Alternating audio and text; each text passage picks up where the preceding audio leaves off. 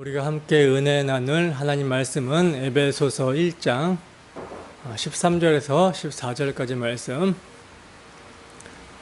한 목소리로 합독하도록 하겠습니다. 시작.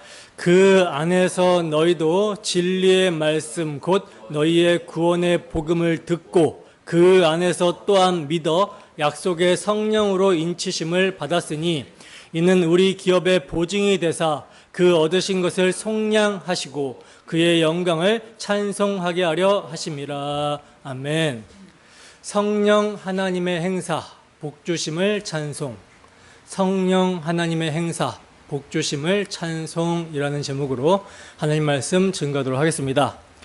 오늘 본문은 사도 바울이 마침표도 없이 삼위 하나님의 행사, 삼위 하나님의 복주심을 14절까지 찬양하는 내용 중에서 마지막 내용, 성령 하나님의 복주심, 성령 하나님의 행사를 찬양하는 내용입니다. 그래서 이제 사도가 찬송하고 있는 성령 하나님의 행사에 대해서 그 성령 하나님의 행사가 우리에게 왜 복이 되며 왜 그 행사를 찬송해야 하는지를 우리가 살펴볼 텐데, 우리가 오늘 살펴볼 성령 하나님의 행사에 대한 내용은, 성령 하나님의 복주심에 대한 내용은 굉장히 중요합니다. 왜냐하면 오늘날 기독교에서 가장 혼란스럽고 잘못 알고 있는 교리가 성령론이기 때문에 그래요. 물론 그 외에 종말론이나 기독론도 세대주의자들이나 자유주의 신학자들에 의해서 그런 사람들의 영향으로 인해서 많은 문제가 있지만, 그럼에도 성령론이 가장 왜곡되어 있고 악용되고 있다, 이렇게 생각이 됩니다. 심지어 지금 거의 다 초교파나 다름이 없죠. 교리는 다 연결이 되어 있기 때문에 이게 하나만 딱 문제다라고 할 수는 없어요. 그러나 성령은 그리스도인이 믿어야 되는 모든 교리를 깨닫게 하시고 적용하는 주체시죠. 따라서 성령에 대해서 교리적으로 잘못 알게 되면 어떻게 되겠습니까? 모든 교리가 다 왜곡되게 되는 거예요. 그래서 성령에 대한 교리를 잘못 알고 왜곡되었을 때 가장 심각한 폐단을 예를 들어서 좀 말씀을 드리면, 성령 하나님을요, 인격적인 분이 아니라 하나님께서 사용하시는 어떤 능력이나 비인격적인 어떤 능력으로 인식하게 되거나, 아니면 하나님이 부리시는 영 또는 하나님보다 좀 밑에 있는 영으로 인식하게 되는 경우예요. 그리고 이렇게 성령을 인식하게 된 사람들은요, 성령을 하나님께서 특별한 신자들에게만 주시는 특별한 선물이라고 생각을 하고, 이러한 성령을 구하면서 신비적인 체험을 자신의 신앙의 근거로 삼습니다. 그래서 이런 사람들을 가만히 살펴보잖아요. 그러면 그 특징이 있는데 뭐냐면, 자신이 얼마나 대단한 신비적인 체험을 했는지를 자랑합니다. 그리고 이러한 자신의 체험을 기준으로 이제 다른 사람들의 신앙의 유무를 판단하죠. 나아가 이러한 성령론의 왜곡으로 인한 가장 심각한 폐단은요, 자기 체험을 성경의 교리보다 우위에 둔다는 거예요. 이게 정말 가장 심각한 폐단이죠. 그래서 오늘날도 사도가 있다라고 이렇게 주장을 하게 되고, 오늘날도 계시가 있다, 직통 계시가 있다, 이렇게 주장을 하게 되는 것입니다. 이렇게까지 나아가게 되면은 이단이죠, 이단. 그러나 오늘날 대다수의 교회가 이렇게 극단적이지는 않을지라도 정도의 차이가 있을 뿐 성령론이 바르게 정립이 되어 있지 않고 굉장히 혼란스럽습니다. 그러니 이렇게 교회가 세상에 대해서 무력한 거예요. 교회의 능력은 성령 충만함에서 나오는데, 교회가 성령에 대해서 바르게 알지 못하고 있으니 어떻게 교회가 능력을 나타낼 수 있겠습니까? 성령에 대해서 성경적으로 바르게 정립이 되어 있지 않으니 성령 충만이란 어불성설인 것이고, 능력이 나타나지 않는 것은 당연한 결과인 것이죠. 자, 그렇다면 성령에 대해서 바르게 안다라고 하는 우리는 성령 충만합니까? 성령이 맺어내는 사랑과 희락과 화평과 오래 참음과 자비와 양성과 충성과 온유와 절제의 열매가 우리의 삶에 가득하게 나타나고 있습니까? 아멘이 잘 안 나오시죠? 아니, 성령에 대해서 그래도 성경적으로 바르게 안다고 하면서 왜 성령 충만하지 못할까요? 성령이 충만하지 못하는 이유가 뭐겠습니까? 지식으로만 우리가 알고 있기 때문인 것이죠. 이런 거예요. 전 세계적인 최고의 그 고개사가 있어요. 이 고개사가 사람들을 이렇게 모아놓고 그 미국과 캐나다 사이에 이제 나이아가라 폭포가 있거든요. 그 폭포가 이제 폭이 800m고 높이가 48m가 된다고 하거든요. 근데 이제 이 고개사가 사람들을 모아놓고 그 나이아가라 폭포에 외줄을 딱 연결해 놓고 그걸 이제 묘기를 보여주는 거예요. 그러면서 거기서 점프를 하면서 막 달려가기도 하고 뭐 자전거를 타고 가기도 하고 하면서 보여주는 것입니다. 그러니까 사람들이 막 박수를 치고 환호하는 거죠. 대단하다, 정말 최고의 고개사다, 이렇게 막 환호를 하는 거죠. 그래서 이제 이 최고의 고개사가 묘기를 보여준 다음에 사람들 앞에서 저 혼자만이 아니라 제가 한 사람을 업고 이 나이아가라 폭포를 횡단할 수 있는 것을 믿으시냐고 이렇게 물어봤어요. 그러니까 사람들이 어떻게 말할까요? 믿는다고. 믿습니다. 당연히 뭐 한 사람 업고 횡단하는 거 당연히 할 수 있겠죠. 이렇게 막 사람들이 얘기를 하는 거예요. 근데 이제 정말 믿으시면 한 사람 나오시라고, 제가 업고 횡단하겠다라고 하니까 나온 사람이 있을까요, 없을까요? 나온 사람이 없는 거예요. 이게 믿음이에요, 믿음이 아니에요? 믿음이 아니죠. 정말 지식적으로는 알아요. 이 사람이 한 사람을 업고 나이아가라 폭포를 이제 그 횡단할 수 있을 것이다. 지식적으로는 알아요. 그런데 뭐가 있어요? 두려움이 있죠. 그러니까 자신은 못 하겠는 거예요. 자신은 못 업히겠는 거죠. 그래서 못 나오는 거예요. 그러니까 성령은 이런 분이시고 왜 오셨으며 우리 안에 내주하셔서 이런 일을 행하신다. 그렇군요. 그렇게 하실 수 있습니다. 끄떡끄떡하고 어떻게 합니까? 그 성령을 의지하고 그 성령이 내 안에 일하심을 믿음으로 자신을 맡겨야 되는데 그것은 하지 않고 있다는 거죠. 순종하지 않고 있는 것입니다. 그러니 삶의 성령의 충만함으로 성령이 맺으시는 열매가 없고 무력한 것이죠.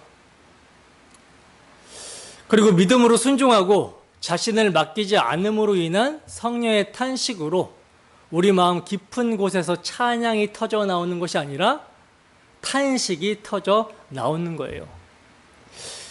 여러분, 우리에게 이러한 탄식이 있습니까? 있는 것도 참 감사한 거죠. 이러한 탄식이 있다면 성령 하나님께 순복하시기 바랍니다. 성령께서 행하시는 일에 우리가 믿음으로 순종하게 되잖아요. 그러면 그 행하신 일로 말미암아 우리 마음에 평안과 기쁨이 넘치게 돼요. 소망으로 말미암는 감사와 찬양이 넘치게 될 것입니다. 성령께서는 하나님이시기 때문에 당신의 주권적인 뜻대로 반드시 우리로 하여금 순종하는 삶을 살게 하실 거예요. 그러나 그분은 인격적인 분이시죠. 때문에 우리 안에서 우리를 설득하시고 깨닫게 하심으로 순종하게 하실 것입니다. 그래서 우리가 순종하고서도 성령께서 하셨습니다 고백하며 그분의 행사를 찬송하게 되는 것이죠. 그러므로 오늘 본문 말씀을 통해서 성령 하나님의 행사에 대해서 우리가 살펴볼 텐데, 이 성령 하나님의 행사가 참으로 우리에게 복이 되며 이로 말미암아 찬송이 터져서 나오기를 소원합니다. 그리하여 성령께서 행하시는 일에 믿음으로 순복함으로 성령이 충만하여 성령의 열매가 가득한 우리의 삶이 되기를 주님의 이름으로 축원합니다. 본문 13절 함께 읽겠습니다. 시작. 그 안에서 너희도 진리의 말씀 곧 너희의 구원의 복음을 듣고 그 안에서 또한 믿어 약속의 성령으로 인치심을 받았으니. 아멘. 자, 여러분, 오늘 본문 13절에서 가장 중요한 핵심 단어를 꼽으라면 뭘 꼽을 수 있을까요? 가장 중요한 단어가 무엇일까요?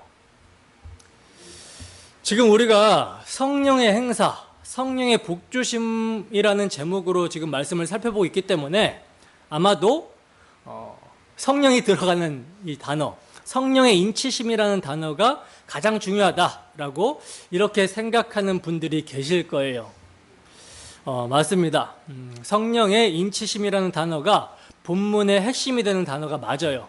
그런데 성령 하나님의 사역, 성령 하나님의 사역은 항상 누구 안에서 하시냐면, 누구 안에서 누구를 증거하시냐면 그리스도 안에서 그리스도의 영광 십자가 사역을 증거합니다. 때문에 13절에서, 오늘 보면 13절에서 가장 중요한 단어는 그 안에서라는 단어예요. 그 안에서, 그리스도 안에서라는 말입니다. 그래서 두 번이나 그 안에서, 그리스도 안에서라는 말을 사도는 반복하고 있는 것이죠. 그러니까 성령의 사역은 언제나 그리스도 안에서예요. 성령의 사역뿐만 아니라 성부의 사역도 마찬가지입니다. 우리가 성부의 복주심, 성부 하나님의 행사를 살펴봤지만 사도는 항상 그리스도 안에서 성부께서 행해 주신 일을 찬송하고 있었어요. 때문에 그리스도가 여러분 빠지게 되면요, 찬송 자체, 예배 자체가 되지 않는 것이죠. 자, 그러므로 그리스도인인 우리의 예배, 우리의 찬송은 언제나 그리스도 안에서 그리스도로 계시된 삼위 하나님을 찬송하고 삼위 하나님을 예배한다라는 것을 잊으시면 된다, 안 된다? 안 되는 거예요. 자, 이렇게 그리스도 안에서 너희도라고 사도는 말씀하고 있는데, 바로 위의 문맥인 12절에서는요 우리도라고 말씀을 했거든요. 우리라고 말씀을 했어요. 그러면 12절에서의 우리는 누구고 13절에서 너희는 누구인가? 12절에서의 우리는 선민 이스라엘, 즉 바울과 같은 유대인을 가리키는 우리입니다. 12절에서는 하나님의 구원 계획이 어떤 경로를 통해서 전해졌는가를 사도가 언급하면서 우리라는 표현을 썼는데, 이 점이 무엇으로 드러나고 있습니까? 어떤 표현으로 드러나고 있죠? 전부터 바라는, 전부터 바라던 이라는 표현에서 드러나고 있죠. 자, 그러면 유대인들은 누구를 바라고 있었는가? 전부터 누구를 바라고 있었는가? 여러분, 유대인들이 누구를 바라고 있었습니까? 아브라함과 다윗에게 언약하신 그리스도를 바라며 그리스도를 기다리고 있었어요. 그래서 사도 바울은요, 아그리빠 왕 앞에서 신문을 받을 때 이렇게 진술합니다. 사도행전 26장 6절에서 7절 말씀입니다. 함께 했습니다. 시작. 이제도 여기 서서 신문 받는 것은 하나님이 우리 조상에게 약속하신 것을 바라는 까닭이니 이 약속은 우리 12지파가 밤낮으로 간절히 하나님을 받들어 섬김으로 얻기를 바라는 것인데, 아그리빠 왕이여, 이 소망으로 말미암아 내가 유대인들에게 고소를 당하는 것이니이다. 아멘. 자, 보시다시피 사도 바울은 아그리빠 왕 앞에서 신문을 받을 때 뭐라고 지금 진술을 하고 있어요? 자신이 지금 신문을 받는 것은 하나님이 우리 조상에게 약속하신 것을 바라는 까닭 때문에 신문을 받는 것인데, 이 약속은 우리 12지파, 즉 이스라엘이 밤낮으로 간절히 하나님을 받들어 섬김으로 얻기를 바라는 거였다라고 진술합니다. 그러니까 12절은 그리스도 안에서 먼저 소망을 가진 우리 유대인으로 하여금 하나님의 영광의 찬송이 되게 하려 하셨다라는 것을 말하고 있었던 거예요. 자, 그렇다면 13절에 너희는 누군가 하는 점은 분명해지는 것이죠. 누구입니까? 지금 편지를 받는 수신자, 사도 바울로부터 편지를 받고 있는 수신자, 너희는 그때에 육체로는 이방인이요 손으로 육체에 행한 할례를 받은 무리라 칭하는 자들로부터 할례를 받지 않은 무리라 칭함을 받은 자들이라. 그때 너희는 그리스도 밖에 있었고 이스라엘 나라 밖의 사람이라. 약속의 언약들에 대해서는 외인이요 세상에서 소망이 없고 하나님도 없는 자이더니 라고 한 에베소 교회 성도들, 즉 이방인들을 가리키고 있는 말인 거예요. 그러니까 문맥을 보면요, 모든 일을 그의 뜻의 결정대로 일하시는 이의 계획을 따라 예정을 입어 그리스도 안에서 기업이 되게 하신 목적이 그리스도를 전부터 바라던 우리 유대인들도 하나님의 영광에 찬송이 되게 하려 함이시고 이방인인 너희도 찬송이 되게 하려 하심인데, 어떻게 유대인이나 이방인이나 차별 없이 그리스도 안에서 기업이 되게 하심으로 그의 영광에 찬송이 되게 하려 하셨냐면, 그리스도 안에서 진리의 말씀 곧 구원의 복음을 듣고 그리스도 안에서 믿어 약속의 성령의 인치심을 받음으로 하셨다라는 것입니다. 이해가 되십니까? 자, 그러니까 유대인이나 이방인이나 하나님의 주권적인 뜻으로 그리스도 안에서 기업이 되게 하심으로 하나님의 영광에 찬송이 되게 하시는데, 이 일을 누가 하시냐면 성령이 하신다라는 거예요. 근데 성령이 하나님의 주권적인 뜻으로 그리스도 안에서 기업이 되게 하시사 하나님의 영광에 찬송이 되게 하시는 일을요, 어떻게 하신다라고 사도는 말씀하고 있습니까?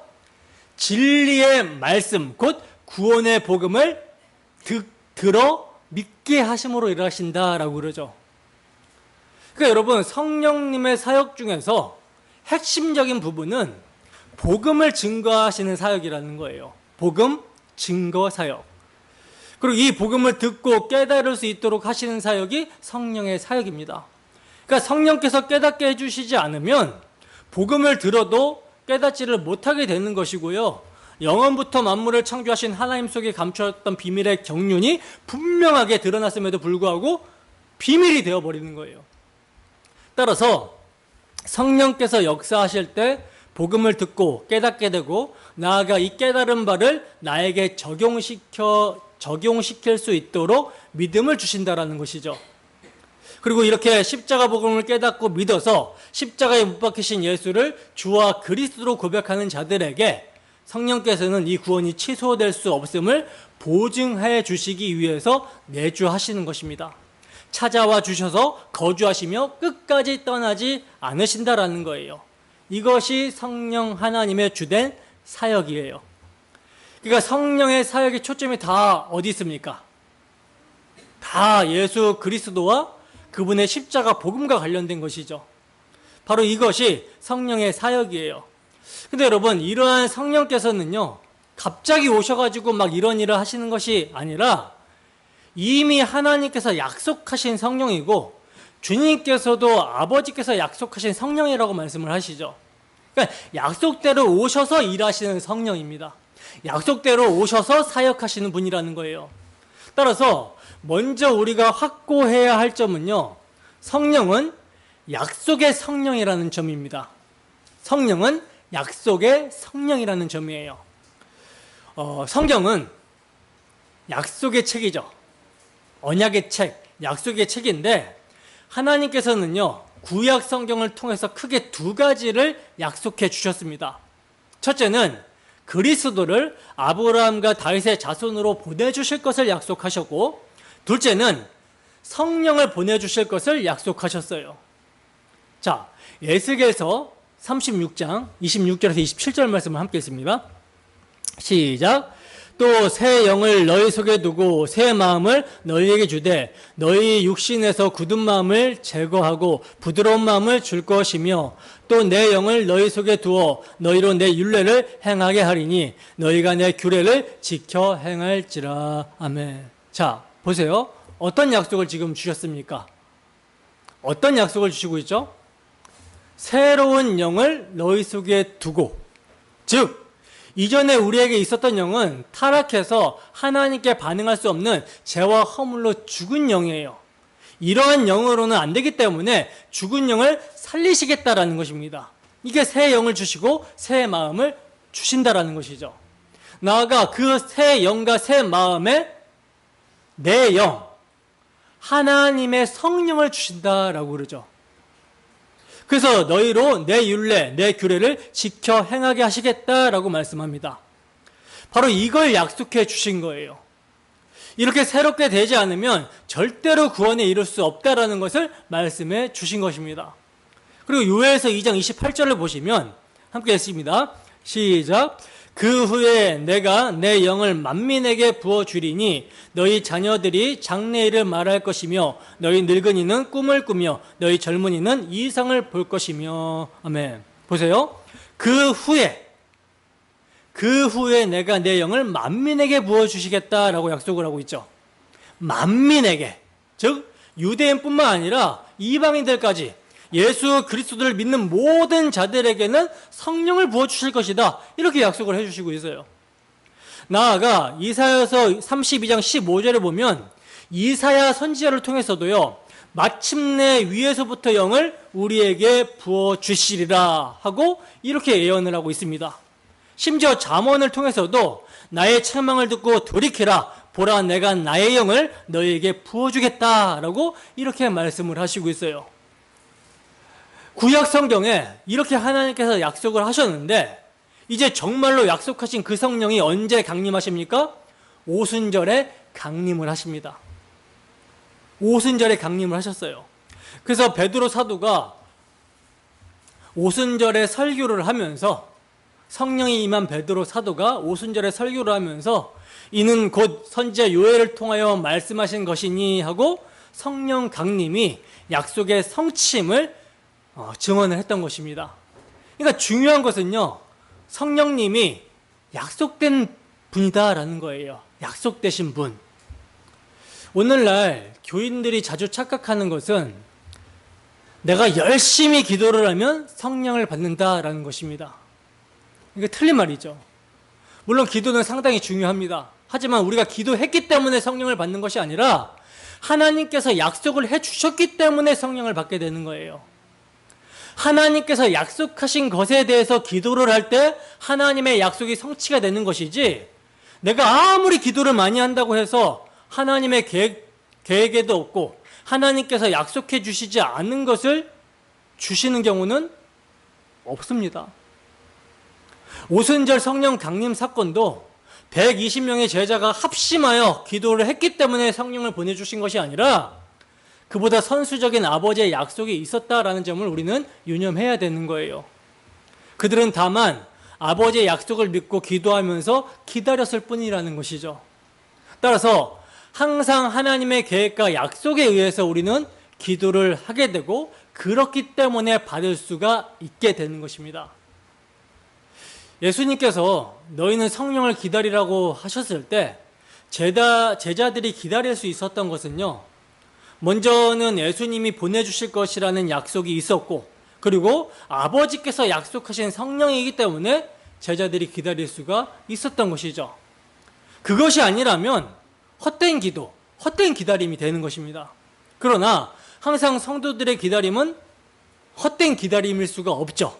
왜냐하면 하나님이 약속하셨기 때문에 분명한 성취가 있는 기다림이 되는 거예요. 여러분, 우리가 주님의 재림을 기다립니다. 그죠? 근데 재림하실 거라고 막연하게 내가 믿기 때문에, 그냥 내 생각이 그렇기 때문에 우리가 주님의 재림을 기다리는 것입니까? 아니죠. 주님께서 내가 다시 올 것이라고 약속을 해주셨기 때문에 기다리면서 기도하는 거예요. 또 성부 하나님께서도 마지막 날에 만물을 새롭게 하실 것이라고 약속을 해주셨습니다.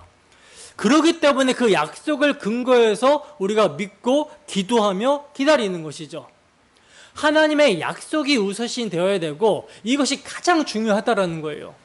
그래서 성경은 무슨 책? 약속의 책인 것입니다. 이 성경에 약속이 없이 믿는다라고 하는 것은요, 광신이죠, 광신. 그냥 내가 믿고 싶으니까 믿는 대로 될 것이다, 이거 광신이에요. 하나님께서는 구약 성경을 통해서 하나님의 아들을 구원자로 보내실 것을 약속해 주셨고 하나님의 영을 보내주실 것을 약속해 주셨습니다. 그래서 약속의 성령이라고 하는 거예요. 자, 그러면 첫 번째로 약속대로 강림하신 성령의 사역은 무엇인가? 이것을 알기 위해서는 먼저 임마누엘 하신 그리스도의 사명이 무엇인가 하는 점을 확고하게 해야만 하는 것이죠. 왜냐하면 그리스도를 먼저 보내신 후에 성령을 보내주셨기 때문입니다. 자, 그러면 그리스도의 사명이 무엇인가? 마태복음 20장 28절 말씀입니다. 함께 읽습니다. 시작. 인자가 온 것은 섬김을 받으려 함이 아니라 도리어 섬기려 하고 자기 목숨을 많은 사람의 대속물로 주려 함이니라. 아멘. 인자가 온 것. 인자가 왜 왔대요? 섬김 받으러 왔대요? 아니죠. 자기 목숨을 많은 사람들의 대속물로 주려고 오셨다. 요한복음 12장 27절 말씀입니다. 함께 했습니다. 시작. 지금 내 마음이 괴로우니 무슨 말을 하리요? 아버지여 나를 구원하여 이때를 면하게 하여 주옵소서. 그러나 내가 이를 위하여 이때에 왔나이다. 아멘. 십자가를 앞에 두고 예수님께서 마음이 괴롭습니다. 그래서 나를 구원하여 이때를 면하여 주옵소서 이렇게 기도하는 거예요. 겟세마네 동산에서. 이 잔을 내게서 지나가게 하옵소서. 그러나 뭐라 그래요? 내 원대로 하지 마시고 아버지 원대로 해달라고 간구하시면서 내가 이를 위하여 이때에 왔다라고 하시는 것입니다. 십자가 지러 오셨다라는 거죠. 요한복음 19장 30절입니다. 함께 했습니다. 시작. 예수께서 신 포도주를 받으신 후에 이르시되 다 이루었다 하시고 머리를 숙이니 영원히 떠나가시니라. 아멘. 십자가상에서 신 포도주를 예수님이 받으신 후에 뭐라고 말씀하세요? 다 이루었다. 십자가 도상에서 다 이루었다 라고 하셨던 거예요. 여러분, 주님은 인자가 온 것은 자기 목숨을 많은 사람의 대속물로 주려 함이라 내가 이를 위하여 이때에 왔다라고 오신 목적을 분명하게 밝히셨습니다. 그리고 십자가 도상에서 다 이루셨다라고 하셨어요. 바로 이렇게 그리스도께서 다 이루어 놓으신 후에 성령을 보내주시는 것입니다. 그러면 성령의 임무가 무엇이겠습니까? 성령의 임무가 무엇인지는 자명해지는 것이죠. 무엇입니까? 주님께서 다 이루어 놓으셨다라고 하신 복음을 증언하러 오시는 거예요. 십자가 도상에서 다 이뤘다라고 선언하신 복음을 인간의 어떤 이성이나 지혜로 알 수가 없기 때문에 이 복음을 증언하시기 위해서 약속대로 성령을 보내주시는 것입니다. 그래서 주님은 승천하시기 전에 제자들에게 뭐라고 말씀하십니까? 예루살렘을 떠나지 말고 내게서 들은 바 아버지께서 약속하신 것을 기다리라 이렇게 분부를 하셨던 것이죠. 그러므로 성령의 사역은요, 내가 아버지께로부터 너희에게 보낼 보혜사 곧 아버지께로부터 나오시는 진리의 성령이 오실 때에 그가 나를 증언하실 것이요 라고 하신 그리스도를 증언하기 위해서 강림하시는 거예요. 자, 근데 문제는 성령께서 약속대로 강림을 하시는데 그리스도를 증언하시기 위해서 강림을 하시는데 그리스도의 무엇을 증언하러 오시는가? 여기에 분명해야만 하는 것이죠. 왜냐하면 이에 확고해야만 오직 성령이 너희에게 임하시면 내 증인이 되리라 하신 바른 증인이 될 수가 있기 때문입니다. 이에 대한 해답이 주님께서 잡히시던 날 밤 근심하는 제자들에게 하신 말씀에서 분명하게 나타나는데 요한복음 16장 7절 말씀입니다. 함께 했습니다. 시작. 그러나 내가 너희에게 실상을 말하노니 내가 떠나가는 것이 너희에게 유익이라. 내가 떠나가지 아니하면 보혜사가 너희에게로 오지 아니할 것이요 가면 내가 그를 너희에게로 보내리니. 아멘. 자, 여기서 주님이 떠나신다고 할 때, 내가 떠난다고 할 때 떠나는 것이란 어떤 의미입니까? 십자가를 감당하시는 것을 가리키는 것이죠. 즉 성령께서는 주님이 다 이루었다 하신 십자가 복음을 증언하러 오신다라는 말씀입니다. 그래서 내가 떠나가지 아니하면 보혜사가 너희에게로 오시지 아니할 것이요 라고 하신 거예요. 만일 주님께서 십자가를 통한 구속사역을 이루어 놓으시지 않는다면 성령은 오실 필요도 이유도 없는 것이며 우리의 구원도 불가능하다라는 점에 확고해야만 올바른 그리스도의 증인, 즉 복음 전도자가 될 수 있는 것입니다. 그래야 주님은 사도행전 1장에서 승천하시고 2장에서 성령은 강림하셨던 거예요. 임무 교대가 이루어진 것입니다. 왜냐하면 성령이 아니고서는 누구든지 예수를 주라 고백할 수 없기 때문에 그래요. 자, 이런 맥락에서 성령께서 십자가 복음을 증언하러 오셨다라는 것은요, 성령이 임하시면 내 증인이 되리라 하신 그리스도의 증인들이 무엇을 증언해야 하는가를 확증해 주는 것입니다. 자, 이렇게 성령께서는 하나님께서 구약 성경에 약속하신 대로 강림하셨고, 강림하신 목적, 오신 목적은 하나님이 약속하신 예수 그리스도와 그의 십자가 복음, 그리스도께서 십자가로 이루어 놓으신 것을 증거하기 위해서 오신 거예요. 자, 그러면 이제 둘째로 그 약속대로 강림하신 성령께서는 예수 그리스도의 복음을 증언함으로 구체적으로 우리에게 구원을 어떻게 적용시켜 주실까요? 다시 말해서 우리가 예수님을 믿게 되고 변화되고 하나님의 자녀가 되는 이 모든 과정을 성령께서는 어떻게 이끌어 가실까요? 여러분, 이게 단순한 교리적인 지식이 아닙니다. 단순한 지식이 아니에요.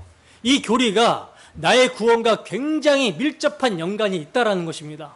그러니까 제가 지금 성령께서 우리에게 어떻게 구원을 적용시켜 주셨을까요? 라고 이렇게 물으면서 이 질문에 대답을 해드릴 텐데, 이 내용을 여러분들이 듣고 공감이 안 되시거나 전혀 나와 상관없는 말씀인 것 같다라고 하면 이거 진짜 너무나 안타까운 거예요. 과연 예수 그리스도를 진짜 믿고 있는가? 그렇지 않을 가능성이 굉장히 큰 것입니다. 때문에 우리들에게 너무나 중요한 말씀이고, 이게 과연 나에게 실제로 이루어졌는지를 생각해 보시면서 말씀을 들으셔야 되는 거예요. 자, 사도 바울은 본문 13절에서 구원의 복음을 듣고 믿어서 성령으로 인침을 받는다라고 말씀을 합니다. 듣고 믿어서 인이 쳐진다, 이렇게 말을 했어요. 근데 이러한 표현은 굉장히 짧게 아주 축약한 표현이고요, 조금 더 구체적으로 우리는 살펴볼 필요가 있습니다. 이것을 이제 구원의 서정이라고 하는데, 이 구원의 서정을 바울 사도가 로마서에서 한 번 연결되면 끊어질 수 없다라고 하는 황금사슬이라는 별명을 가진 말씀으로 증거를 해주고 있습니다. 로마서 8장 29절에서 30절 말씀입니다. 함께 읽습니다. 시작. 하나님이 미리 아신 자들을 또한 그 아들의 형상을 본받게 하기 위하여 미리 정하셨으니 이는 그로 많은 형제 중에서 맏아들이 되게 하려 하심이니라. 또 미리 정하신 그들을 또한 부르시고 부르신 그들을 또한 의롭다 하시고 의롭다 하신 그들을 또한 영화롭게 하셨느니라. 아멘. 자, 보세요. 하나님이 미리 아신 자들이라고 말씀을 하고 있는데, 여러분, 이건요, 알미니안 계열에서 주장하는 우리의 어떤 선행 또는 내가 믿을 것을 먼저 아시고 나를 택했다, 이게 아닙니다. 여기서 안다라는 것은요, 하나님과 관계된 알을 말하는 거예요.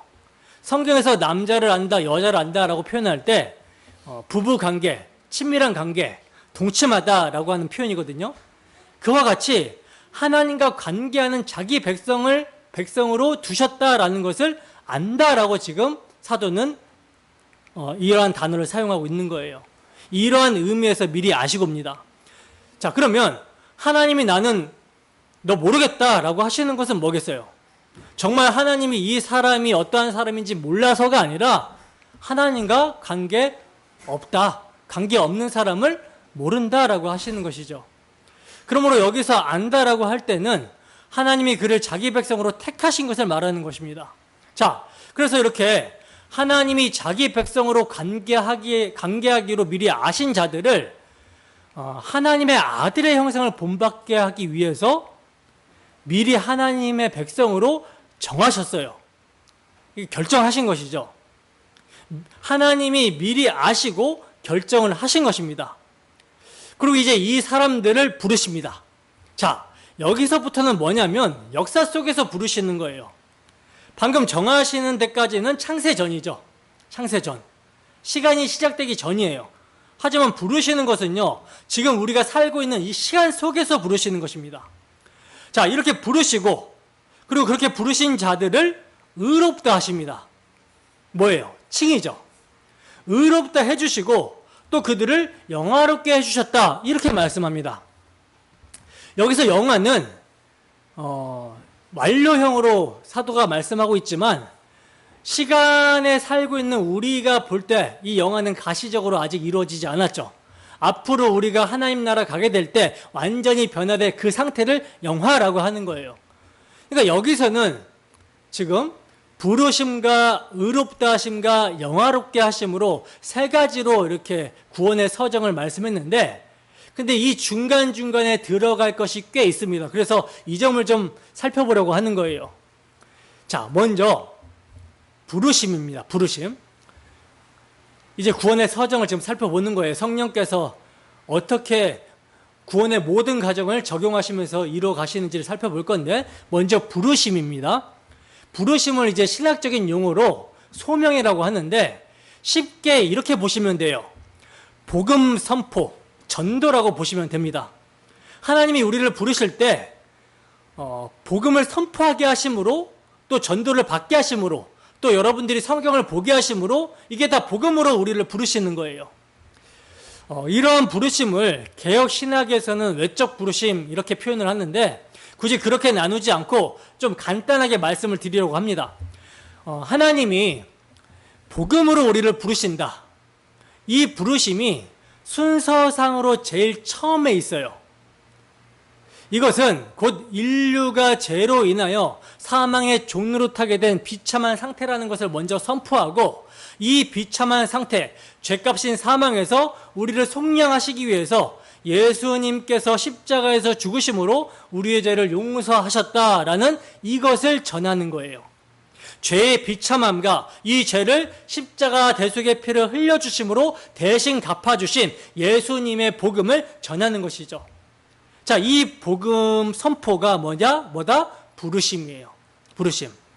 그러니까 복음 선포로 부르심은 우리들에게만 부르는 것이 아니라, 유대인들에게만 부르시는 것이 아니라 모든 사람들이 다 부르심을 받을 수 있는 것이죠. 우리가 전도할 때 사람 가려서 전도하지 않잖아요. 그죠? 이 부르심은 보편적인 부르심이에요. 보편적인 부르심. 근데 문제는 보편적으로 부르셨는데 어떤 사람은 복음으로 부르심을 받지만 부르신 자에게 가지를 않아요. 효력이 없어요. 이런 사람들은 구원을 받습니까? 못 받습니까? 구원을 못 받습니다. 그러나 이 복음을 듣고 부름을 받아서 하나님 앞에 나아가는 자가 있는데, 이것을 뭐라고 하냐면 효력 있는 부르심이라고 하는 거예요. 효력 있는 부르심. 부르심을 받았을 때 응답을 했기 때문에 효력 있는 부르심이라고 하는 거예요. 그러니까 성도들, 하나님의 택하심을 받은 사람들에게는 효력 있는 부르심이 되는 거죠. 복음으로 불렀는데 하나님께서 택하신 자들에게는 효력이 발생하게 된다는 것입니다. 다시 말해서 부르실 때는 보편적으로 불러요. 복음을 전합니다. 차별하지 않고 그냥 복음을 보편적으로 전하는 거예요. 그렇게 보편적으로 부르지만 그 부르심이 적용되는 사람들은 하나님의 택자들이라는 거죠. 자, 그리고 이제 두 번째는 거듭남입니다. 거듭남. 이렇게 복음을 들을 때 우리가 부르심을 받잖아요. 이렇게 복음을 들을 때, 부르심을 받을 때에 택하신 자들에게는 성령께서 죽었던 영혼을 살리시고 또 마음을 부드럽게 하심으로 그 지성과 의지의 변화를 일으키십니다. 이것을 거듭남이라고 하는 거예요. 다시 천천히 말씀드릴게요. 복음을 들을 때, 더 구체적으로는 복음을 들은 동시에, 또는 복음을 듣고 조금 시간이 지나도 괜찮아요. 조금 시간이 지났는데 그 복음이 생각이 날 때, 그러니까 결국 복음과 관련된 것이죠. 그러니까 복음을 듣고 지금 설교를 듣는 이 동시에가 될 수가 있고요. 설교를 듣고 그때는 내가 뭐 큰 변화가 없었지만 집에 돌아갔는데 갑자기 그 말씀이 생각나거나 했을 때, 이때 성령님께서 죽은 영을 살리시고 우리의 굳어있는 마음을 부드럽게 하시사 지성과 의지를 변화시켜서 이 복음을 깨닫게 하시는 거예요. 여기까지가 뭐다? 거듭남이라고 하는 것입니다. 여러분, 거듭남과 믿음은 동시에 일어나는 것이지만 다른 거예요. 거듭남은 죽었던 영혼을 살리는 것이죠. 그러니까 모든 사람이 아담아에서 범죄하여 죄화물로 죽어있기 때문에 이 상태에서는요, 복음을 들어도 절대로 반응을 할 수가 없어요. 믿을 수가 없어요. 근데 지금 내가 믿음으로 반응했다? 이것이 거듭남의 증거라는 것이죠. 이걸 누가 하느냐? 성령께서 하신다라는 거예요. 그러니까 이 거듭남이라는 것은 무의식 중에 갑자기 변화가 되고 이게 아니라 하나님의 복음 선포, 복음의 내용이 나에게 들려지면서 동시에 거듭나게 되는 것입니다. 복음과 관련이 되어 있는 거예요. 때문에 복음의 선포가 되지 않으면 절대로 거듭남이라는 것은 있을 수 없겠죠. 복음이 선포되면서 동시에 성령께서 새롭게 하심으로, 마음을 새롭게 하심으로 거듭나게 하시는 거예요. 자, 이렇게 거듭나게 되면 세 번째로 그 사람에게 어떠한 반응이 일어나게 되는데, 어떠한 반응이 일어나게 되냐면 복음이 각성이 되게 되니까, 복음이 깨달아지게 되니까, 아, 내가 정말 죄인이구나. 사람들이 죽게 되는 것이 그냥 자연의 이치가 아니고 하나님 앞에 범죄했기 때문에 발생한 결과구나. 아, 이 사망의 몸, 이 죄와 사망의 몸에서 누가 나를 건져내랴 하면서 비참한 상태를 토로하게 됩니다. 그리고 죄에 대한 자백을 하게 돼요. 하나님, 저는 죄인입니다. 제가 정말 죄인 중에 괴수네요. 내가 예수 죽인 자가 맞네요. 긍휼히 여기소서라고 하는 비참함을 탄식하고 죄인됨을 고백하게 되죠. 자, 그러면 이 죄인에게 필요한 것이 무엇이냐? 뭐예요? 죄용서죠. 근데 이 죄용서를 하실 분이 예수 그리스도라는 것을 방금 들었던 복음을 통해서 알게 되었어요. 그래서 그 예수님이 나의 죄를 용서하시기 위해서, 나를 이 죄로부터 구원하시기 위해서 나를 대신해서 나의 죄가 되어 십자가에서 대속의 피를 흘리셨다라는 것을 믿는 것입니다. 그분을 믿지 않으면 난 소망이 없으니까 믿는 거예요. 그러니까 죄의 고백과 회개와 예수 믿음, 이 믿었을 때 그 사람은 반드시 입으로 고백을 합니다. 주님 살려주세요. 주님께서 나를 대신하여 십자가에서 대속의 피를 흘려주심으로 형벌을 받으셨음을 내가 믿습니다. 나의 죄가 되어 나를 대신해서 십자가의 대속의 피를 흘려주심으로 나의 모든 죄를 용서하셨습니다 라는 것을 내가 믿습니다. 그 피로 나의 모든 죄가 가려졌다라는 것을 믿습니다. 이렇게 회개와 믿음을 갖게 되고 고백을 하게 되는데, 이걸 누가 일으키시냐? 성령이 하신다라는 거예요. 성령께서 거듭나게 하시고 내 지성과 의지를 변화시켜서 믿도록 하신 것입니다. 자, 그리고 이렇게 믿는 자에게 동시에 이루어지는 법정적인 선언이 있습니다. 그게 뭐냐? 의롭다함을 받는 거, 칭을 하는 거예요. 칭의를 고백하기 전까지는, 복음을 믿음으로 고백하기 전까지는 내가 분명 죄인이었는데 내가 예수 그리스도의 십자가 대속의 피를 믿습니다. 그 피로 나의 죄가 가려졌습니다. 죄 용서를 받았습니다. 주님이 나의 구원자십니다 라고 고백할 때 나의 모든 죄를 주님의 피로 다 씻으시죠. 이게 적용이 되는 거예요. 그러면 나는 하나님의 법정 앞에서 죄 없다, 무죄하다라고 판결이 나는 것입니다. 죄가 없으니까 이 상태가 바로 의로운 상태인 거예요. 나의 죄가 예수님의 피로 가리움을 받고 완전히 씻겨졌기 때문에, 그것도 영원히 가려지고 영원히 씻겨짐을 받았기 때문에, 단번에 영원히 씻겨졌기 때문에 영원히 의롭다함을 받는 것입니다. 이것은요, 내가 진짜 도덕적으로 의로운 행위를 하였기 때문에 받는 것이 아니라 하나님의 법정에서 그냥 의롭지 않은 자를 의롭다고 칭해 주는 거예요. 나는 의롭지 않은 죄인이에요. 사형 선고를 받은 죄인인데, 근데 예수님을 믿었기 때문에 의롭지 않은 나에게 예수님이 당신의 십자가 대속의 피로 나타내신 당신의 의를 전가시켜 주시는 것입니다. 의의 주입, 이런 거 틀린 말이에요. 의롭다 하시는 거예요. 의롭다 하신다라는 것은 의롭지 않은데 의롭다고 여겨주시는 것이죠. 의롭다고 불러주시는 것이죠. 그러니까 언제 칭의가 이루어지느냐? 회개하고 예수 그리스도를 믿음으로 고백할 때 믿는 동시에 의롭다함이 되어지는 거예요. 자, 그리고 이렇게 의롭다함을 받는 동시에, 이게 다 동시에요. 구원의 서정은 논리적 순서지 시간적 순서가 아닙니다. 그래서 다 동시적이에요. 동시에 의롭다함을 받은 동시에 의로우신 하나님이 의롭게 보시니까 이제 뭐 하실까요? 하나님이 이제 우리를 의롭다고 보시니까 막혔던 관계가 회복이 되겠죠. 그래서 같이 살겠죠. 그래서 하나님의 영, 성령께서 내주를 하시는 것입니다. 오셔서 거주를 하시는 거예요. 언제? 예수님의 십자가 대속의 피를 믿고 고백하여 의롭다함을 받을 때 내주를 하시는 거예요. 그리고 절대로 떠나지 않으시죠. 왜냐하면 떠나시게 돼버리면 어떻게 되는 거예요? 예수님의 구속사역이 영원한 죄 씻음이 아닌 게 되기 때문에 떠날 수가 없는 거예요. 영원히 의롭다함을 주지 못한 게 되는 것이기 때문에 성령께서는 내주하시면 떠나실 수 없는 것입니다. 그러나 영원히 죄를 씻으셨고 영원히 의롭다 해주셨기 때문에 십자가 대속의 피가 영단번에 속죄의 피, 속량의 피가 되는 것이기 때문에 성령님이 영원히 거하실 수가 있는 것이죠. 근데 성령님이 오셨다가 떠난다? 이것은 예수님의 십자가 대속이 한 번으로는 죄를 용서할 수 없다라는 식이 되어버리는 거예요. 그래서 내주하시는 성령님은 절대로 우리를 떠나지 않으십니다. 자, 이것을 뭐라고 하느냐? 성령의 인치심이라고 하는 거예요.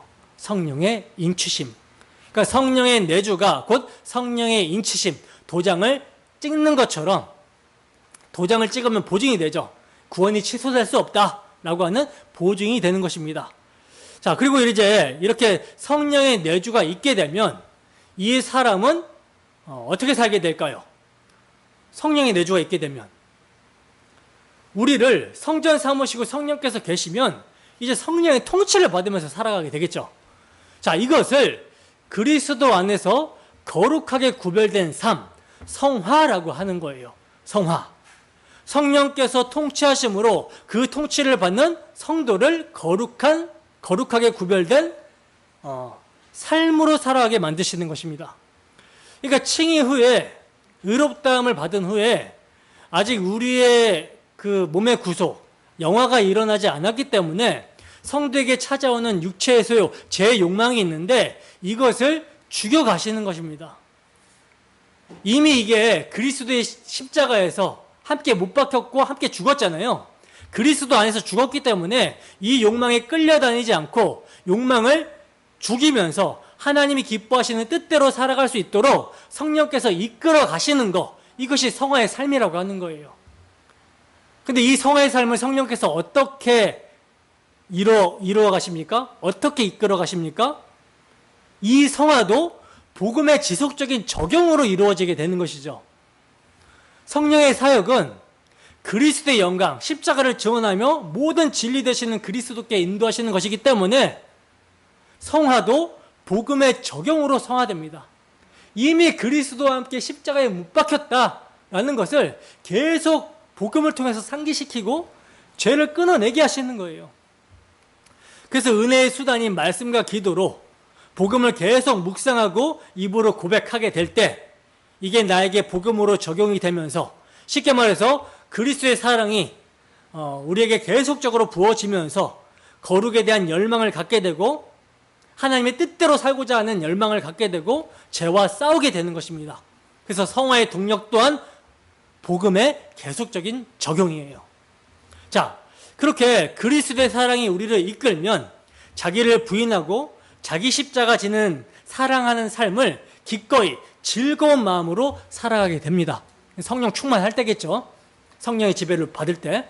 자, 이것을 성화의 삶이라고 하는 거예요. 자, 이렇게 성화의 삶을 우리 인생 속에서 쭉 살다가 이 성화의 작업이 마치게 될 때가 언제냐?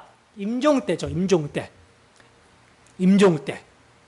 죽으면 우리가 이제 죽으면 육체를 벗게 되면 죄와 싸우는 이 작업이 끝이 나게 되는 거예요. 그리고 부활하게 됩니다. 그러면 우리가 영화 되겠는 거예요. 영화가 뭐냐? 우리가 이 세상을 살아갈 때는 영혼만 거듭났잖아요. 거듭났기 때문에 거룩한 상태인데 몸이 여전히 죄에 길들여져 있어요. 그래서 이 몸은 반드시 죄로 부패되어 있기 때문에 죽게 됩니다.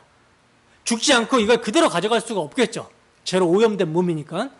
그러니까 영혼은 거듭나고 깨끗한데 몸은 더럽기 때문에 주 예수의 피를 믿음으로 그 피를 늘 고백함으로 이 싸움이 우리의 인생 속에서 계속되는 거예요. 이걸 성화라고 했잖아요.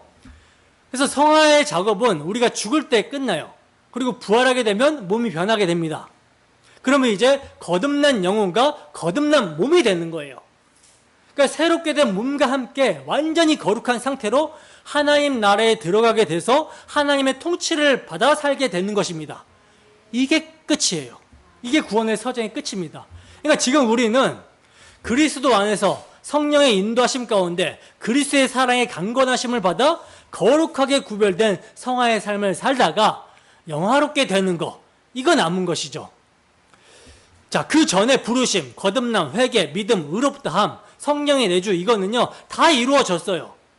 사실 성화도, 영화도 십자가에서 주님이 다 이루셨다라고 하셨을 때 시간의 영역을 벗어나서 묵시의 영역에서는 다 이루어진 것입니다. 그러나 아직이라는 역사 속에서 우리는 지금 어떤 삶을 살고 있어요? 죄와 분투하는, 계속 그리스도의 피를 우리가 입술로 고백하고 적용하고 그 피를 붙드는 성화의 삶을 살고 있으며, 마지막 하나 남은 주님 다시 오실 때 또는 우리의 임종 때 우리를 영화롭게 만들어내신다라는 거, 이거 하나 남아 있습니다.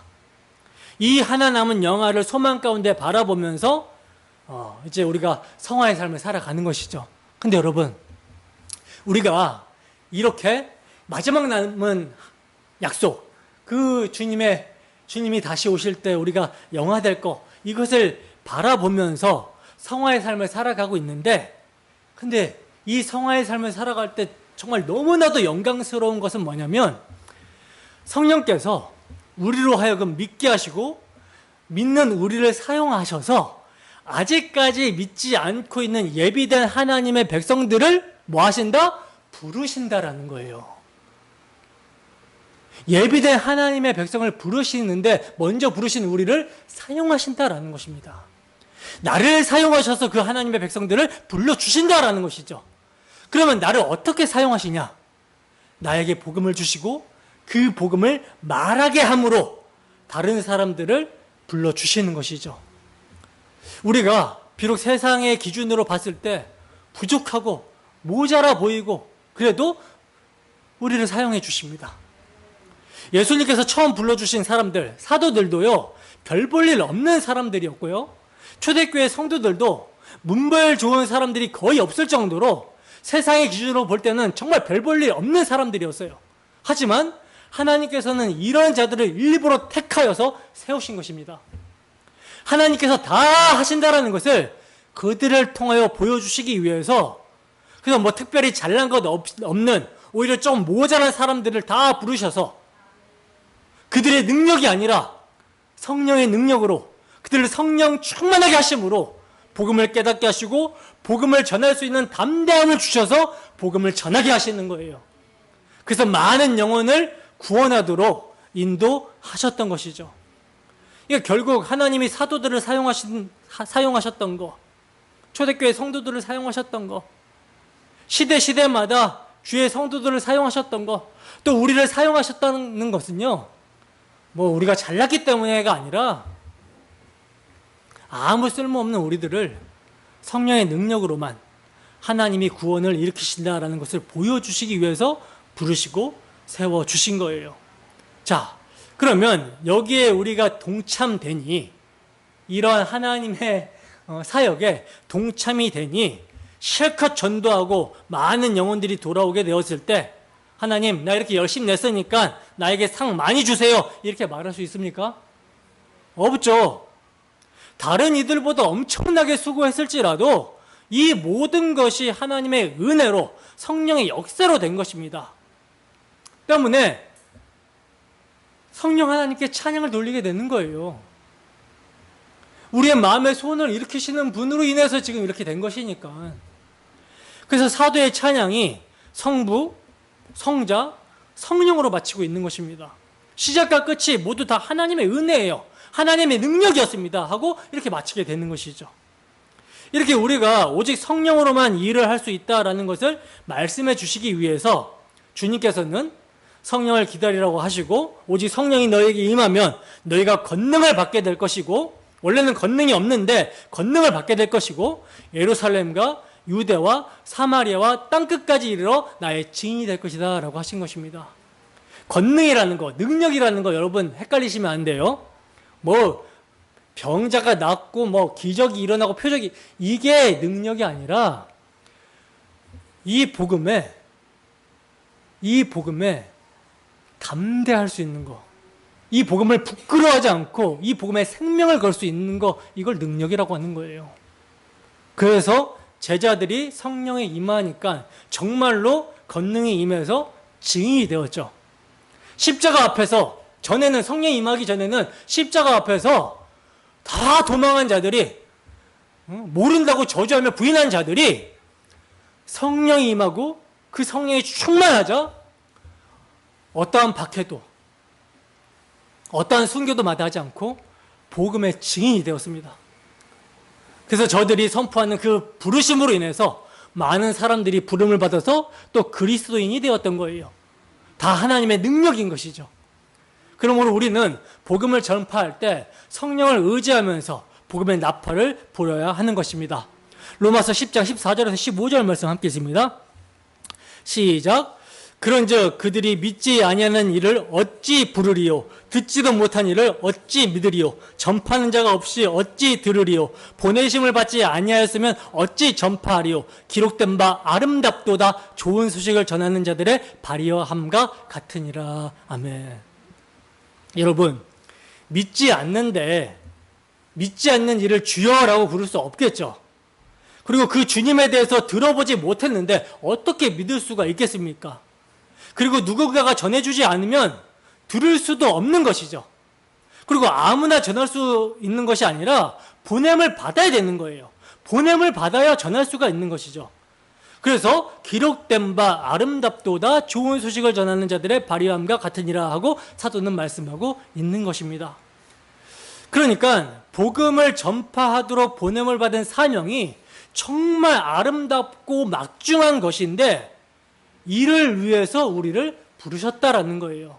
부르셔서 하나님의 백성 삼아 주셨으며 복음을 주셔서 그 복음의 전파자로 보내십니다. 그래서 우리가 좋은 소식을 전하는 전파자예요.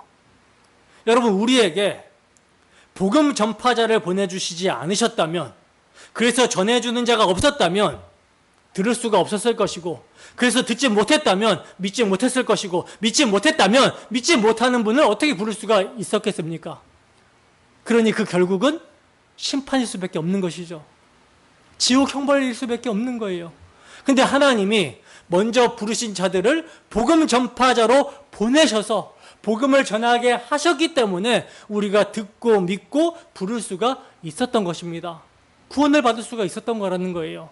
그러니 이제 그 부르심을 받은 우리가 어떻게 해야 됩니까? 복음 전파자로 살아야 되는 것이죠. 성령을 의지하여 복음을 전하는 편지로 그렇게 사용이 되어져야 하는 것입니다. 그렇다면 주님께서 우리를 부르셔서 주님의 편지로 사용해 주시는데, 또는 복음의 나팔로 사용해 주시는데, 우리가 어떤 나팔 소리를 내야 될까요? 어떤 편지의 내용을 전달해야 될까요? 분명히 바울 사도는 아름답도다 좋은 소식을 전하는 자들의 발이여라고 말씀을 했죠. 때문에 아름다운 소식을 전해야 되고 좋은 소식을 전해야 되는 거예요. 근데 이 아름다운 소식, 좋은 소식은 여러분 무엇입니까? 십자가 복음입니다. 우리가 이 복음을 선포함으로 많은 사람들이 부르심에 참여하게 되는 거예요. 이 점을 오늘 본문에서는 뭐라고 말씀합니까? 너희도 진리의 말씀 곧 너희 구원의 복음을 듣고라고 말씀하고 있는 거예요. 진리의 말씀 곧 구원의 복음이라고 합니다. 그러니까 보내심을 받는 자들은요, 아무 말이나 전파하는 사람들이 아니라는 거예요. 보내신 분의 명령을 받아서 그걸 그대로 전하는 사람들입니다.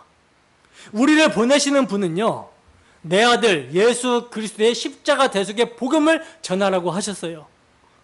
사람들이 볼 때 미련하고 어리석어 보여도 십자가의 도를 전하라고 하셨습니다. 그런데 이게 미련하고 어리석어 보일까봐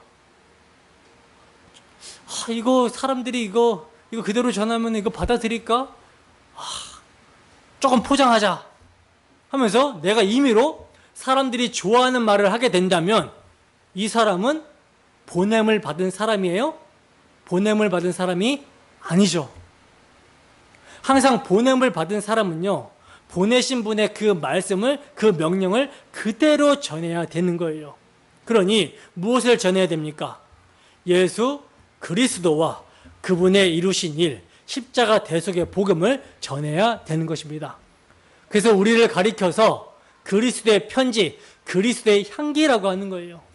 나를 만나는 사람들이 그리스도의 냄새를 맡기 때문에 그리스도의 향기라고 하는 것이고, 나를 만나는 사람들이 그리스도에 대해서 알게 되기 때문에 그리스도의 편지라고 하는 거예요. 근데 이 편지가, 이 향기가 누구에게는 망하게 하는 사망의 냄새가 되는 것이고, 누구에게는 구원을 주는 생명의 향기가 되는 것입니다.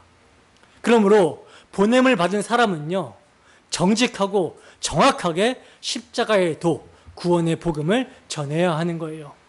근데 강단에서 또는 전도하러 나가서 또는 선교지에서 십자가의 도를 전하지 않고 다른 것을 전한다면 이 사람은 보냄을 받은 자라고 할 수 없겠죠.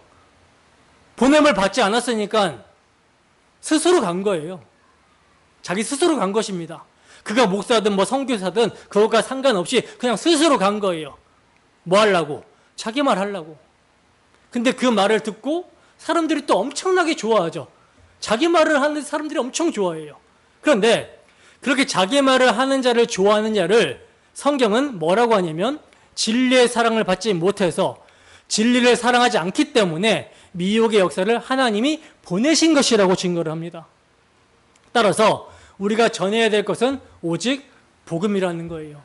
이 복음을 사도 바울은 진리의 말씀이라고 했습니다. 진리의 말씀. 진리의 말씀이라는 것은 성경 전체를 말하는 거예요. 전체. 그러면 성경 전체는 도대체 무슨 말씀인가? 너희가 영생을 얻기 위해서 성경을 상고하거니와 이 성경이 나에 대해서 증거하는 것이다. 이렇게 주님께서 말씀해 주셨죠. 그리고 주님은 내가 곧 길이요, 내가 진리요, 생명이다. 이렇게 말씀을 해 주셨습니다. 그렇다면 진리의 말씀, 전체 성경은 다 누구의 이야기라는 거예요?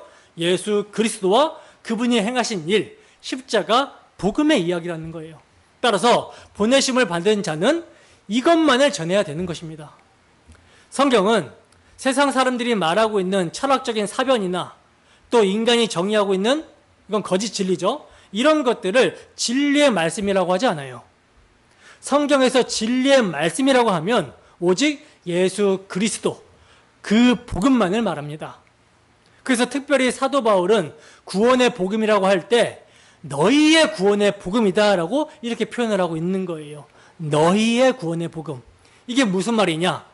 불신자들에게 너희의 구원의 복음이라고 하지 않고 예수 그리스도를 믿는 성도들에게 너희의 구원의 복음이라고 그럽니다. 그러면 그 구원의 복음이 무엇이냐?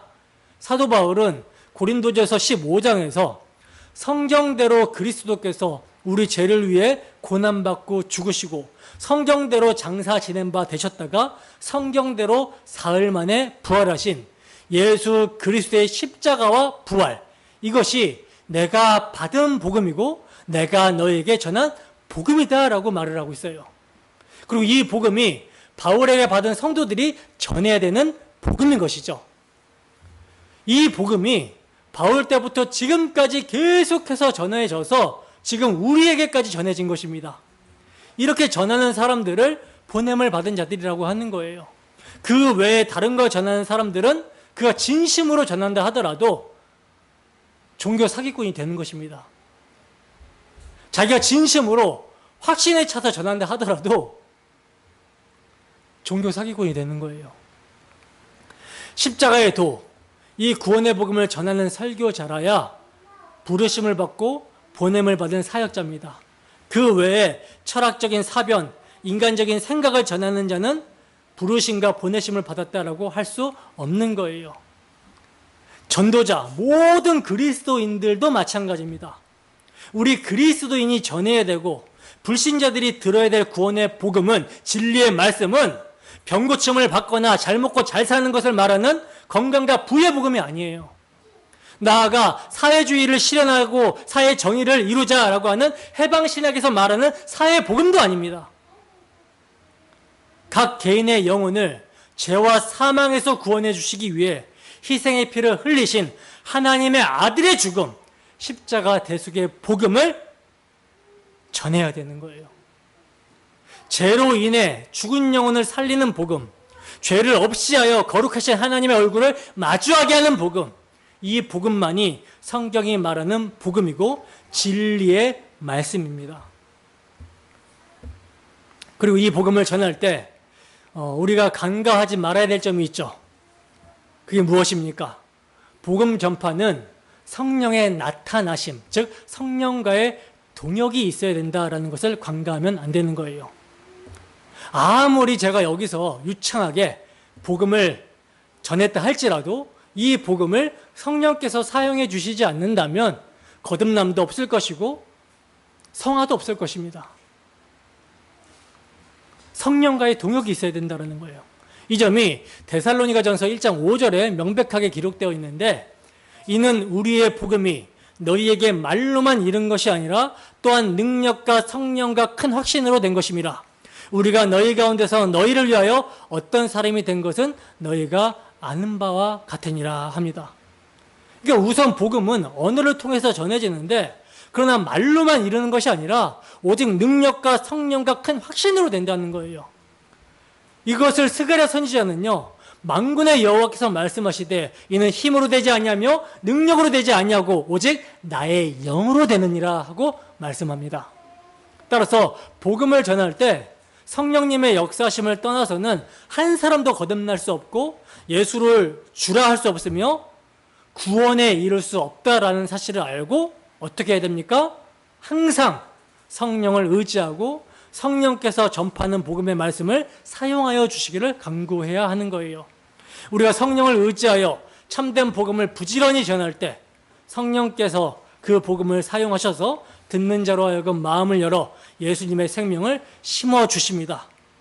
그리고 예수님의 생명을 심어주신 자들로 하여금 모든 진리 되시는 그리스도께로 인도하신다라는 거예요.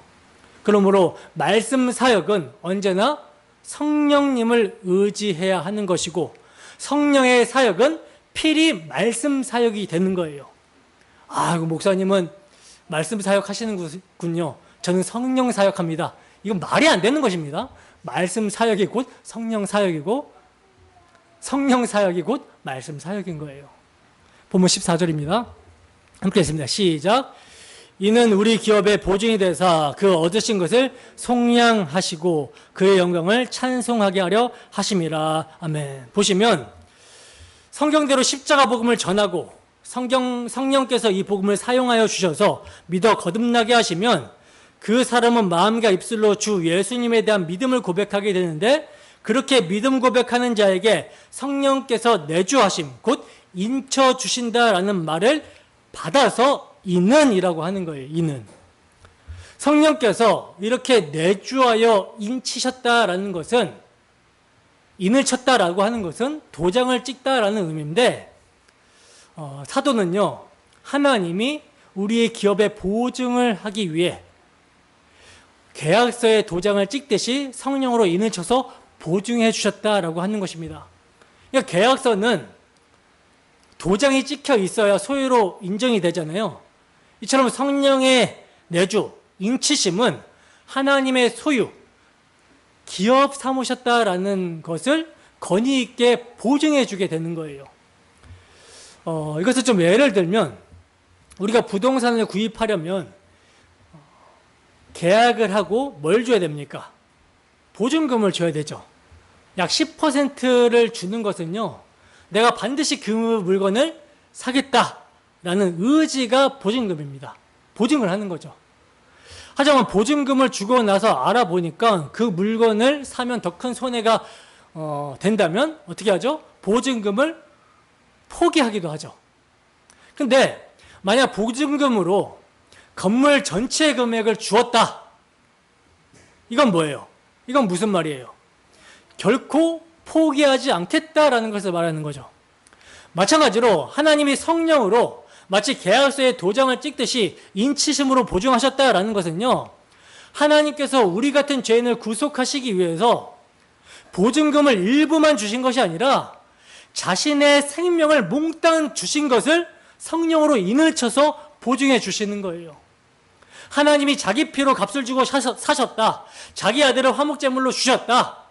그러므로 사도가 성령의 인치심, 내주하심이 우리의 기업의 보증이 된다라고 말씀하고 있는 것은 보증금의 일부만 지불된 것이 아니라 이미 하나님의 아들의 피로 사셨기 때문에, 그래서 하나님이 우리의 기업이 되고 우리가 하나님의 기업이 되었기 때문에 이를 절대 포기하지 않으신다라는 것을 말씀해 주고 있는 것입니다. 근데 여러분, 누구에게 이러한 도장이 찍혔어요? 예수님을 자신의 주와 그리스도로 믿는 성도들에게 하나님의 인으로 성령께서 내주하신 거예요. 그러므로 여러분들은 하나님이 보증하시는 분입니다. 그러니까 하나님께서 자기 소유, 자기 기업, 자기 백성, 자기 자녀임을 도장을 찍어서 보증하시고 절대로 그 어떤 것에서 빼앗기거나 손상되지 않도록 봉인하여 지켜주시는 복주심이 성령의 내주, 성령의 인치심이라는 거예요. 따라서 우리는 성령의 인치심을 통해서 하나님의 소유가 되었다라는 것을 확신함과 동시에 장차 기업을 받게 될 것을 확신하게 되는 것이죠. 하나님이라는 유업, 하나님이라는 기업, 하나님으로부터 오는 모든 것을 받게 될 것을 확신하게 되는 것이죠. 주님께서 재림하시는 그날 우리는 하늘의 신령한 모든 복과 영생을 완전히 받게 될 것입니다. 그리고 사도는 성령께서 그 얻으신 것을 속량하실 것을 보증해 주신다라고 말씀하고 있는데, 이것은요, 그리스도의 피로 값주고 사신 하나님의 기업인 우리 그리스도인이 완전히 구원이 될 것, 즉 몸의 속량을 보증해 주신다라는 의미예요. 성령께서 우리가 부활하신 주님의 몸처럼 영광스러운 몸으로 변화될 것을 보증해 주시고 보장해 주시기 때문에 우리가 삶을 살아갈 때 어떠한 상황 속에서도, 어떠한 어려움 속에서도 낙심하지 않고 소망 가운데 확신을 가지고 안정감을 가지고 살 수가 있는 것입니다. 그러므로 그 날이 이를 때까지 장차 받을 기업과 영화의 상태를 소망하며 즐거움으로 지낼 수 있게 되는 것이며 또 즐겁게 지내야 되는 것이죠. 초막절의 7일의 기간을 즐겁게 보내는 것처럼 성령께서 보증하시고 보장해 주셨으니 즐겁게 보내셔야 하는 거예요. 성령님께서는 그 날이 이럴 때까지 우리 속에 내주하셔서 우리가 믿음에 흔들리지 않도록 보호해 주시고 인도하여 주실 것입니다. 이게 성령 하나님의 복주심이에요. 이 편지의 수신자인 에베소 성도들은 물론이요, 오늘날 이 편지의 수신자가 되는 우리 또한 구원의 복음을 들었고 믿었고 성령의 인치심을 받은 복받은 자들이라는 것입니다. 그러니 이러한 성령의 행사를 알게 되었고 성령의 내주하심을 확신하는 우리가 어찌 그 영광을 찬송하지 않을 수 있겠습니까? 찬송이 터져 나오십니까? 자, 이제 지금까지 삼위 하나님의 복주심을 찬송하고 있는 사도의 찬송의 내용을 정리하고 마치겠습니다. 여러분, 우리 같은 죄인이 어떻게 하나님의 소유가 되었습니까? 하나님의 기뻐하시는 뜻대로 그리스도를 통하여 되었죠. 하나님이 왜 우리를 자기 백성 되게 하셨습니까? 하나님의 주권적인 기쁘신 뜻 가운데 은혜의 영광을 찬송하게 하시려고 그렇게 하신 거예요. 즉 우리가 그리스도 안에서 하나님의 기업이 된 것과 하늘의 신령한 모든 복을 얻게 된 것, 그리고 얻게 될 것이 모두 하나님으로부터 온 것이며 하나님께로 돌아가게 되는 것입니다. 그래서 사도는 이는 만물이 주에게서 나오고 주로 말미암고 주에게로 돌아갑니다. 그에게 영광이 세세토록 있을지어다. 아멘 하고 있는 거예요. 그러므로 우리는 하나님께 찬송할 뿐입니다. 그리고 그것이 가장 가치 있고 의미 있는 우리 인생의 목적인 거예요. 그래서 바울 사도는 3절부터 14절까지 성삼위 하나님의 복 주신 내용을 기록하면서 찬송으로 시작해서 찬송으로 마쳤던 것이죠. 어떻게 그동안 삼위 하나님의 복 주심, 삼위 하나님이 우리를 위해 행해 주신 일을 상고하면서 여러분들의 마음 깊은 곳에서 찬송이 터져 나오고 있습니까? 여러분들의 삶이 찬송의 삶이 되고 있습니까? 여러분, 찬송, 할렐루야라고 하는 말은 큰 소리로 하나님의 은혜를 자랑한다라고 하는 의미입니다.